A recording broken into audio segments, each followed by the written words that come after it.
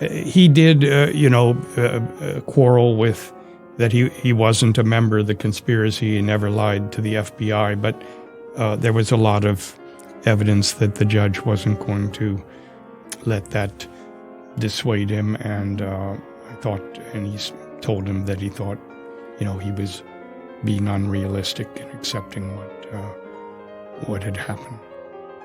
I'm Benjamin Wittes, and this is the Lawfare Podcast, May 26, 2023. It is sentencing day for some senior Oath Keepers, and Roger Parloff has spent the day in court listening to and watching the sentencing of Elmer, Stewart, Rhodes, and Kelly Meggs, two Oath Keepers chieftains who were convicted of seditious conspiracy in connection with the January 6th insurrection. They got a lot of time. Rhodes got 18 years, Meggs got 12. They got a terrorism enhancement. It was a big news day and a bad day if you're an Oath Keeper, and a really bad day if you're a Proud Boy. After the sentencing, Roger joined me in the Jungle Studio, the actual Jungle Studio, and we talked it all through. What does it mean for future Oath Keeper sentencing? What does it mean for Proud Boy sentencing? When are we finally going to see the white-collar defendants as well as the blue-collar defendants in January 6th cases? And can we finally begin to predict, hint, answer is no, what Jack Smith may be up to on January 6th? It's the Lawfare Podcast, May 26th. Roger Parloff on the Oath Keeper sentences. So, Roger, the last time we talked, the Proud Boys had just been convicted of seditious conspiracy. Now we're back to the other seditious conspiracy case that everyone's forgotten about for sentencing. So remind us who got sentenced today and which seditious conspiracy they were convicted of. Okay, so two Oath Keepers got sentenced today. They're two of the first 9 who are going to be sentenced. They were in the first 2 Oath Keeper trials. There were 9 people, and 6 of them were convicted of seditious conspiracy.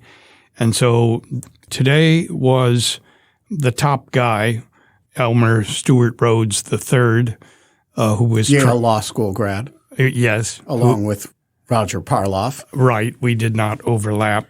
Although he was in a small group with Steve Vladeck, I believe. Oh, is that right? Yeah. And then Kelly Meggs, who was considered the number 2 in the conspiracy. Not necessarily number 2 in the Oath Keepers, but number 2 in the conspiracy. He was a Florida Oath Keeper, and he led the 14 people, the first so-called stack formation group, or the first line 1 into the Capitol. There will be 2 more sentenced tomorrow, Jessica Watkins in the morning and Ken Harrelson in the afternoon. And the 5th, Tom Caldwell, his sentencing has been put off for a bit. All right. So let's talk about Stewart Rhodes and Kelly Meggs. What was the maximum sentence available realistically for them? There, you can always sum up a lot of sentence possibilities under the, if you line up maximum sentences, but under the sentencing guidelines, what was the possible likely maximum they were to get, and what did they get? Well, for Rhodes, actually for both of them, the guidelines, the sort of normal guideline sentence would be 11 and a quarter years to 14 years. But the government was seeking terrorism enhancements for both of them, which are new. They have sought terrorism enhancements in 4 previous January 6th cases, but no judge granted them. But today both the judge did grant terrorism enhancements. And with the terrorism enhancements, the government was seeking 25 years for Rhodes, and it was seeking 21 for Meggs. And in fact, of course, seditious conspiracy, the max is 20 years, so you would need to have some sort of a consecutive sentence arrangement. Each was convicted of more than one felony. As it happens, Stewart Rhodes was sentenced to 18 years, which is now the longest sentence in a January 6th case. The previous lengthiest sentence was 170 months, which is 14 years, 2 months. And then Kelly Meggs was sentenced to 12 years, which would now be the third longest sentence after Rhodes and an individual who assaulted police officers named Peter Schwartz, who happened to have 38 prior convictions. So he had gotten 170 months. He'd earned it. Yes. One felony at a time. Yeah. All right. So I want to start with a really politically incorrect question, which is this excessive, given that these gentlemen, for all their, seditious blustering and, as you poetically put it once, seditious fetching, they didn't beat any cops. They didn't destroy any property. They kind of ran in an impressive stack formation and did some, chest thumping about weapons, but the weapons were all legal and they didn't bring them across the river. And, mostly what they did is after other people had, beaten up some cops and broken through the lines, they marched up the steps and then stood around a lot. And so my question is, does it seem wrong? It did not seem wrong. The judge, he relied in part on Supreme Court rulings about the seriousness of conspiracies and the nature of conspiracies that, when you get a lot of people involved in pursuing a criminal purpose, you can achieve things that individuals cannot, and you can also, there's a greater danger that unanticipated crimes are going to be committed in addition to the ones contemplated. And this was something that went on for, at least 2 months of planning, considerable planning. And he took very seriously the QRFs across the river, the quick reaction forces, the arsenals, large arsenals of AR-15s and thousands upon thousands of rounds of ammunition for them. And, no really convincing benign purpose for them. There was the theory that, well, maybe these were for emergency if Antifa attacked them, but that would still sort of involve bringing those weapons into D.C. where everyone knew they were not permitted. There was a theory that maybe Trump would invoke the Insurrection Act, which was itself a really unsavory theory that that he would invoke the Insurrection Act in a way it had never been invoked before, and to defeat the constitutional processes that had elected Biden, and that furthermore he would call up this ragtag group of Oath Keepers as a militia. So that was a theory. And then, but the government's real theory was that none of that was the case. The real theory was, and the one that the jury probably accepted, was that this was in case Rhodes told them to, gave them the order, bring in the weapons, we're going to do it, which is something that he had threatened to do many, many, many times over the past 2 months. So he took all of this very seriously and decided that there were no January 6th cases remotely to be used as comparators. There were no conspiracy cases of moment, and there were certainly no seditious conspiracy cases. And given all of that, he allowed the terror enhancement for both of them. And then actually, once you do that, he went well under the guidelines for each of them, and he went far under the guidelines for Kelly Meggs because it was so clear that Rhodes was an ongoing threat, that this was not this was somebody that's incorrigible. He's still doing his shtick from prison. He regards himself as a political prisoner. He spoke at the sentencing, called himself the American Solzhenitsyn in his efforts to expose the criminality of this administration or this regime. I'm not sure the exact words. So he did not, do himself any good in terms of trying to throw himself on the mercy of the court. With Meggs, it was a little better on his behalf. His family spoke, so he was a more sympathetic figure. And nobody really thinks that Meggs presents the ongoing threat that Rhodes does. Meggs, on the other hand, did also speak in ways that I'm sure his attorney would have preferred he didn't. He argued his innocence again. But yeah, even so, I think everyone regarded him as a significantly less of a threat. All right. So I want to go back to Rhodes and Meggs in a moment, but you said that the judge determined that there was no remotely comparable January 6th case to this to use as precedent here, but this is a remotely comparable case for the Proud Boys judge to use as precedent in sentencing the Proud Boys.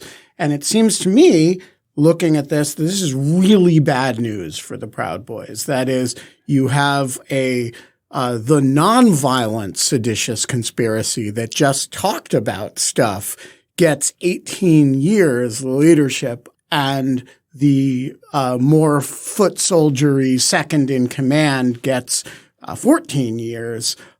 The Proud 12 years. 12 years, sorry. So the Proud Boys, here you have the, as you always call them, the pointy end of the spear, who are at every single, except one maybe, of the breach points in the actual violence. They're, the first ones in, they lead the thing. They're the ones who translate the rally into a mob that invades the Capitol, and people get hurt.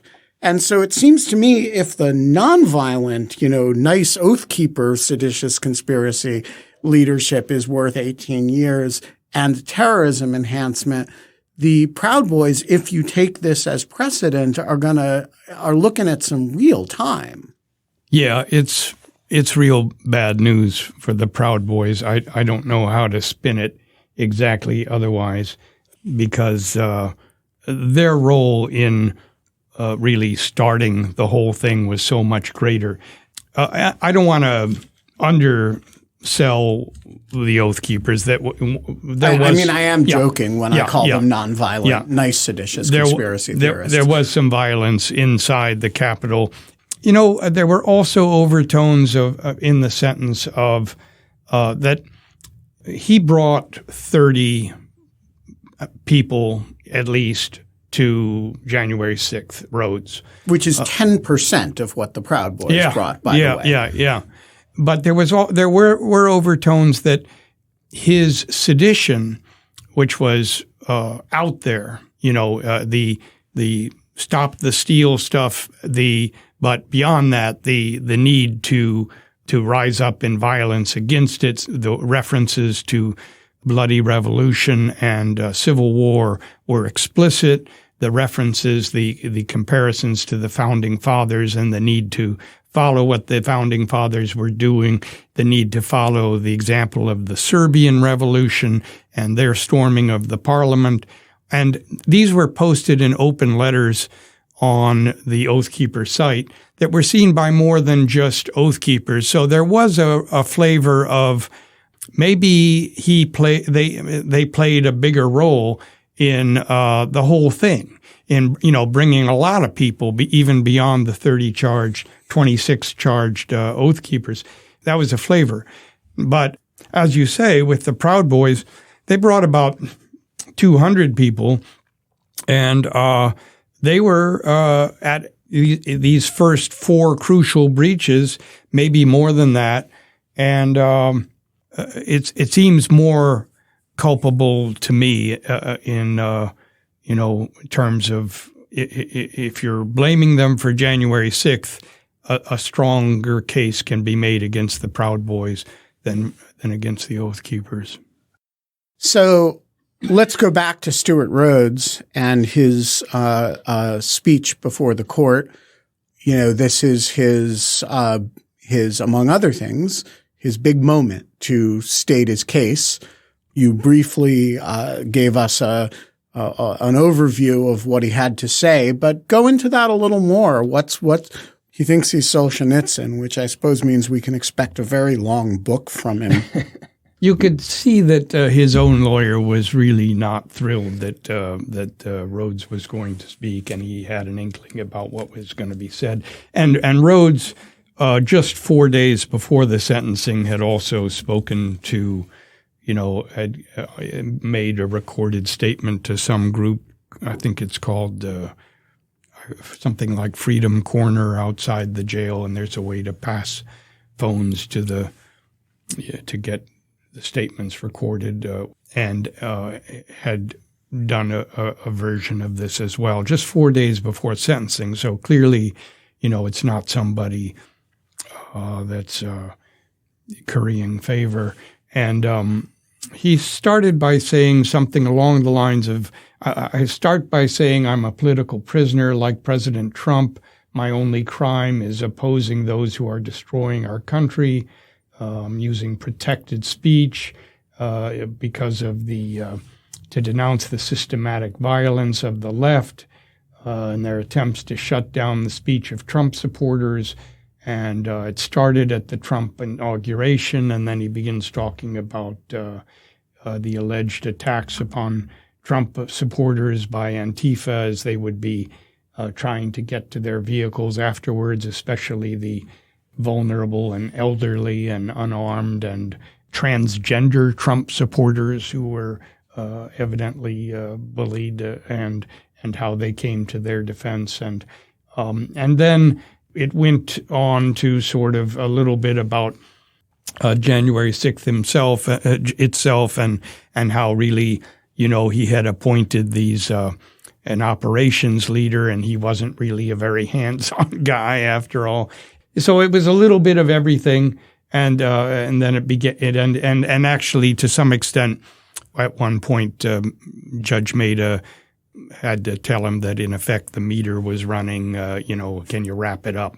Because they had to break for lunch and then do another sentencing, and so he then wrapped it up with his obviously a line he had honed for some time about this American Solzhenitsyn.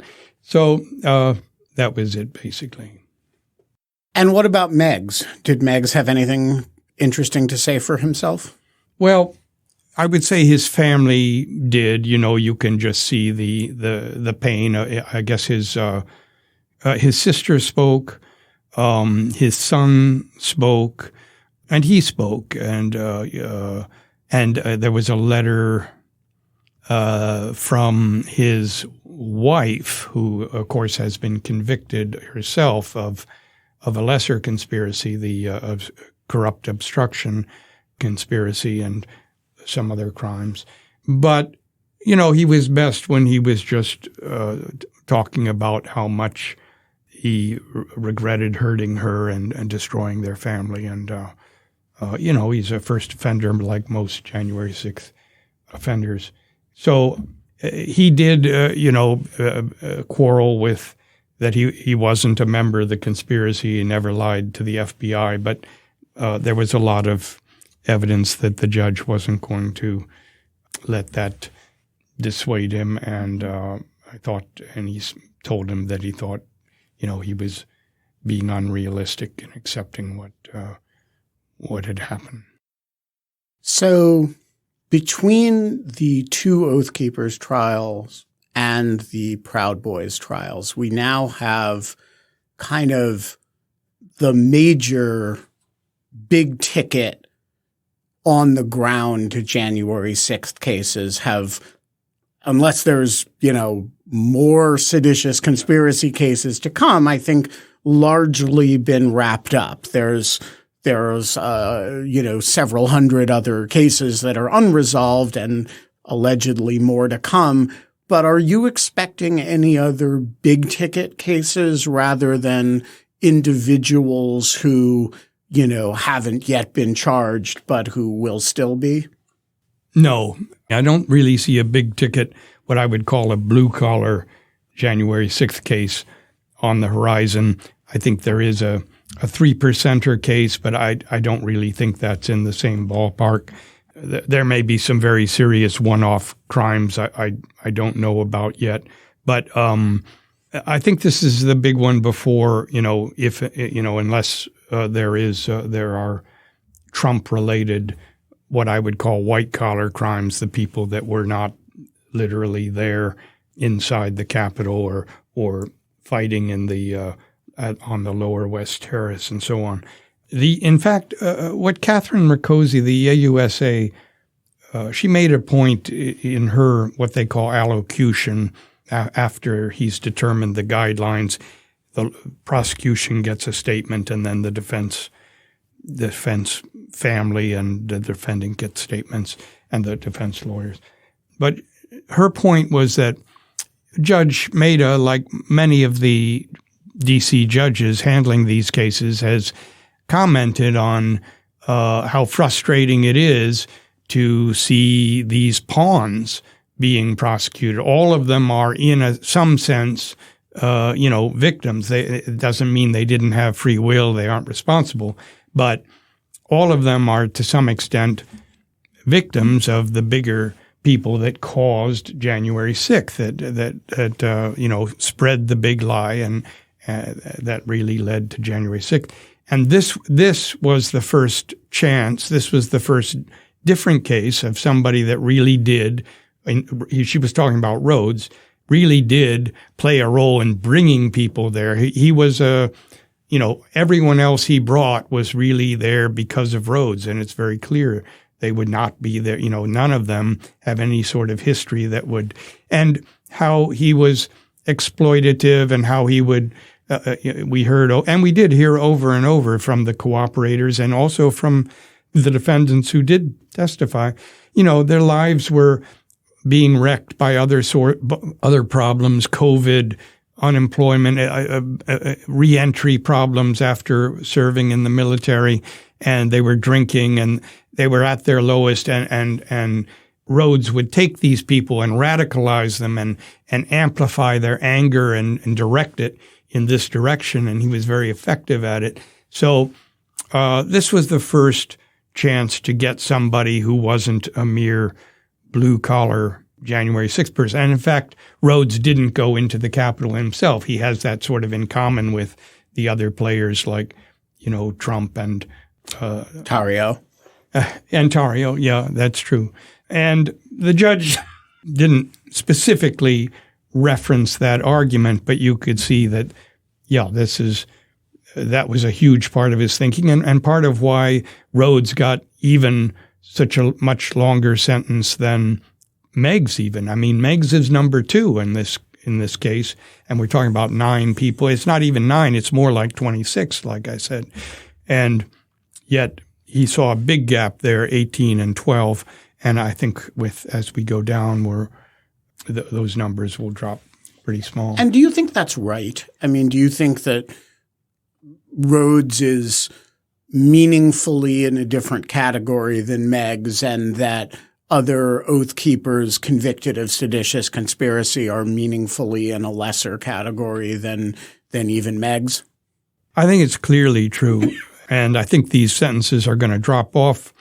We have an interesting one tomorrow, Jessica Watkins. She was actually one of the more violent of this group. She led a surge down the Senate corridor, and she can be heard saying on multiple devices, "Push, push, push, they can't stop us." And we heard from the police that were on the other end of this and how battered they were, and her rhetoric was very bad. But so she's a pretty culpable player, and she brought other people from Ohio, but still there is a sense that she's sort of a nutty lone wolf, even though she did have some recruits.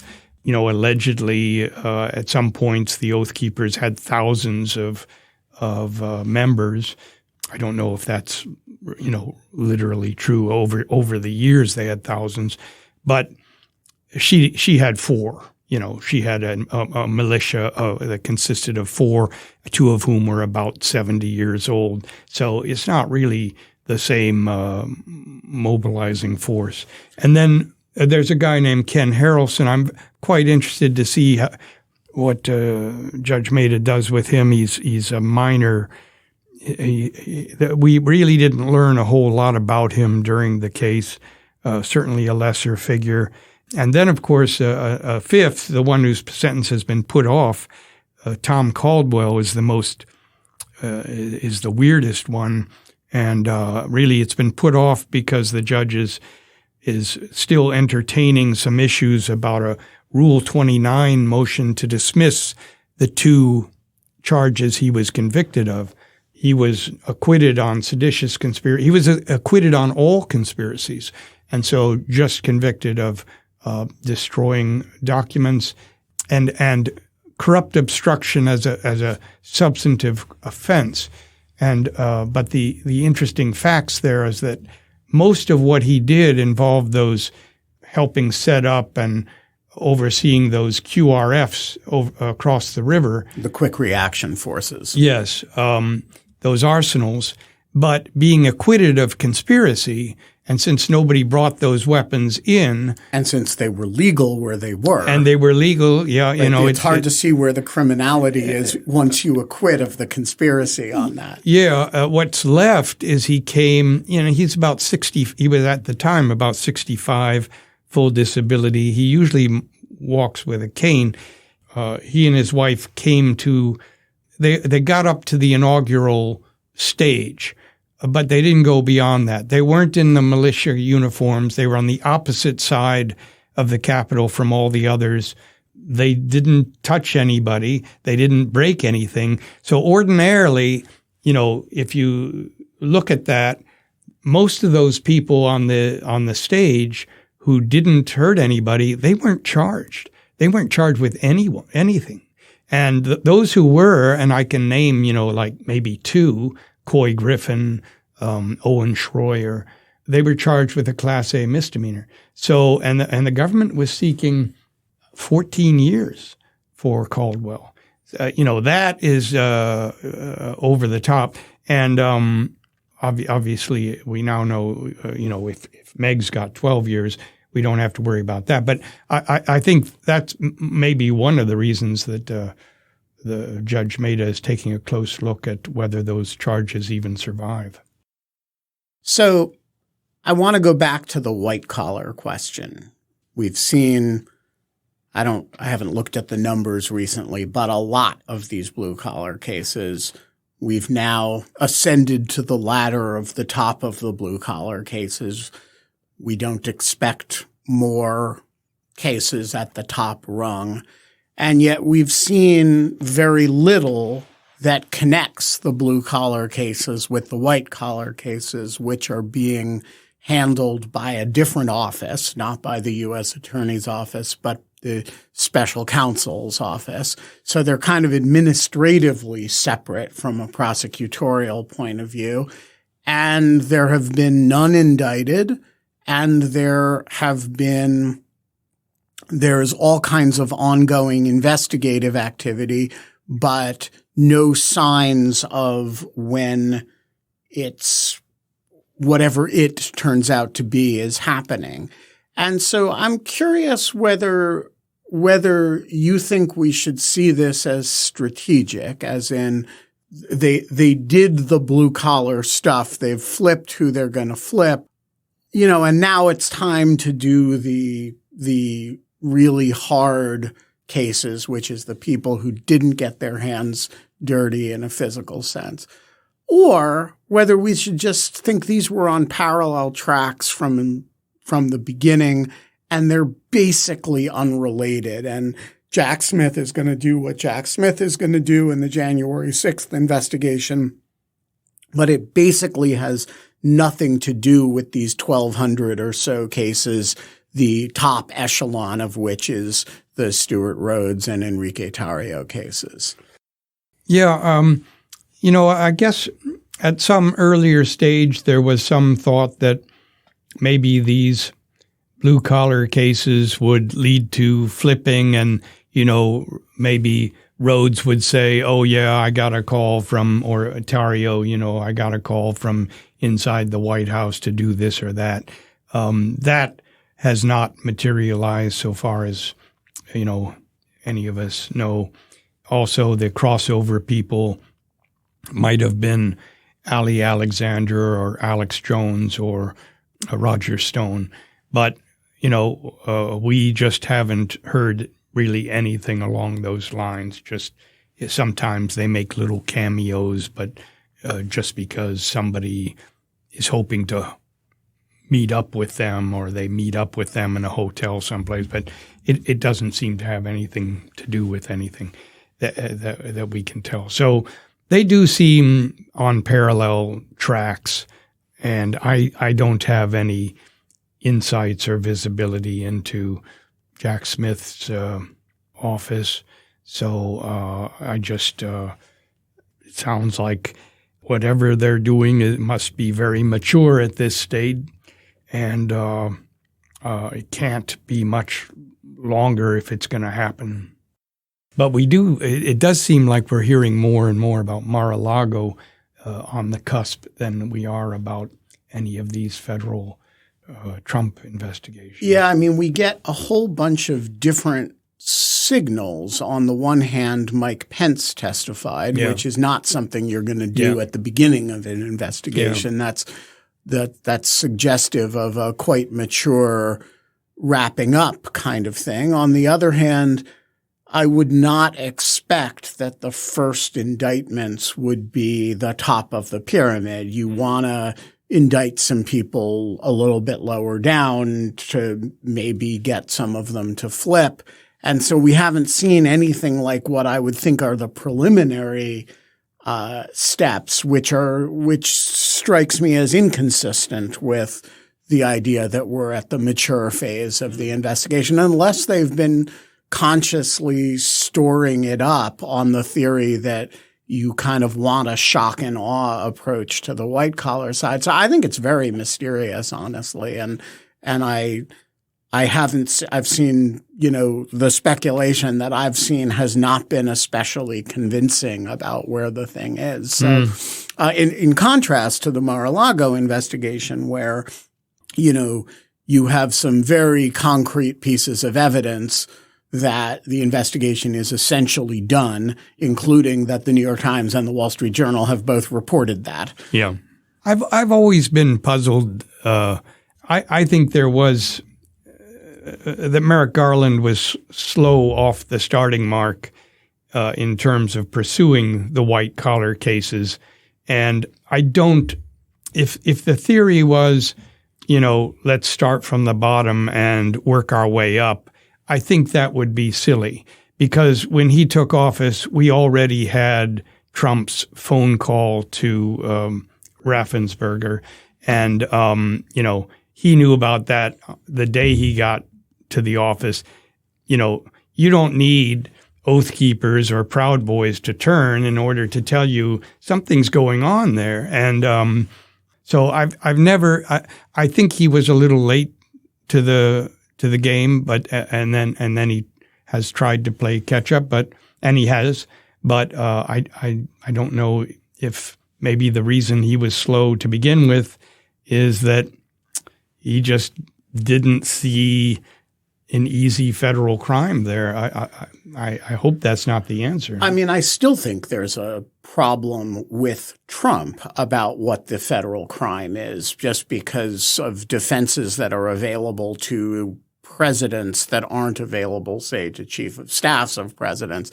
I don't think that would inhibit an indictment, a white-collar indictment, but I do think it creates a real Trump puzzle that you have to think about if you're a federal prosecutor that maybe you don't have to think about if you're Liz Cheney or Benny Thompson. And one other thing I just have to say, and maybe it's because I'm not a First Amendment scholar, but I just don't see why inciting an insurrection or just inciting a riot are not prosecutable crimes in this context. And we have just, there's 1,000 people that have been charged with federal crimes for January 6th.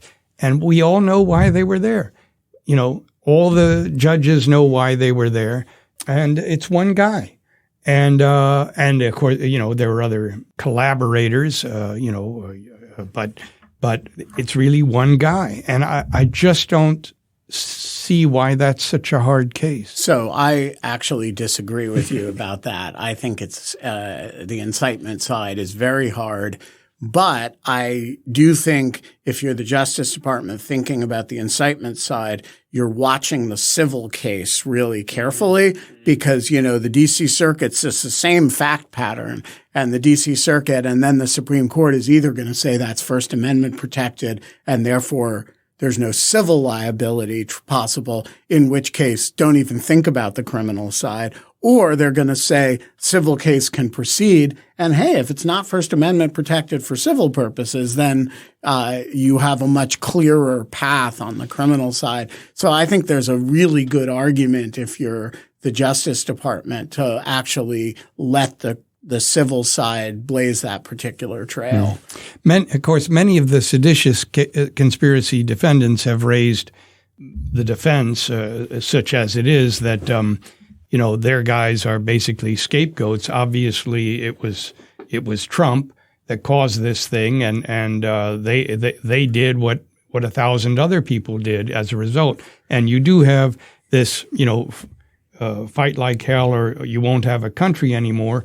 And it's about 36 minutes later that the first barricade falls. Yeah. So that seems to me to be a terrible defense for Stewart Rhodes and his friends.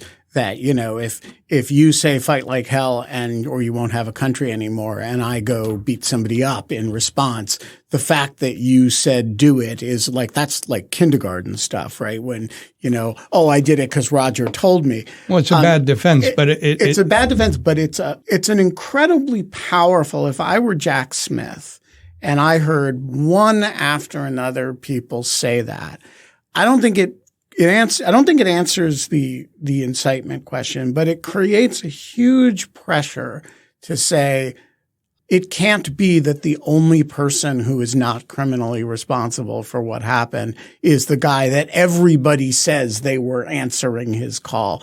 And I do think it creates a real moral problem for the special counsel's office, not for the Justice Department more broadly, but for the special counsel's office in thinking about the accountability mechanism for Trump and for the white-collar people more generally.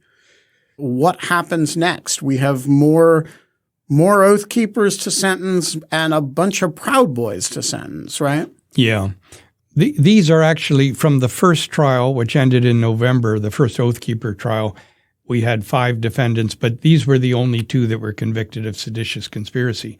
So it may be that he won't even want the terrorism enhancement for the other 3, assuming there is a third, and because Caldwell might be dismissed altogether. And then the next, there are 4 more seditious conspiracy Oath Keepers, and they will be sentenced next week. And I did not watch their trial, so I'm less confident about, who is the most culpable or not. But obviously, I think the parameters have sort of been set today. And then there are more Oath Keepers with lesser crimes. And then, of course, in late August, we get the 5 Proud Boys, 4 of whom were convicted of seditious conspiracy. And I don't even know who the top defendant will be in terms of sentencing. Obviously Enrique Tarrio was the chairman of the Proud Boys, and he was in Baltimore, but Nordine was the guy on the ground, and there was a lot more evidence against Nordine. So I'm not sure exactly how they're going to parse that. But in light of what happened today, those two guys in particular, it's really looking bleak for them. On that bleak looking for them note, we're going to leave it there. Roger Parloff, thanks so much for joining us today. Thank you. The Lawfare podcast is produced in cooperation with the Brookings Institution, where we are now physically able once again to sit in the Jungle Studio. You need to do your part to support the Lawfare podcast, so become a material supporter. Go to patreon.com/lawfare and join the ranks of the material supporters. Remember, it is a felony to commit material support for terrorism, but it is a virtue to commit material support for the Lawfare podcast. The Lawfare podcast is edited by Jen Patja Howell. Our music is performed by Sophia Yan. And as always, thanks for listening.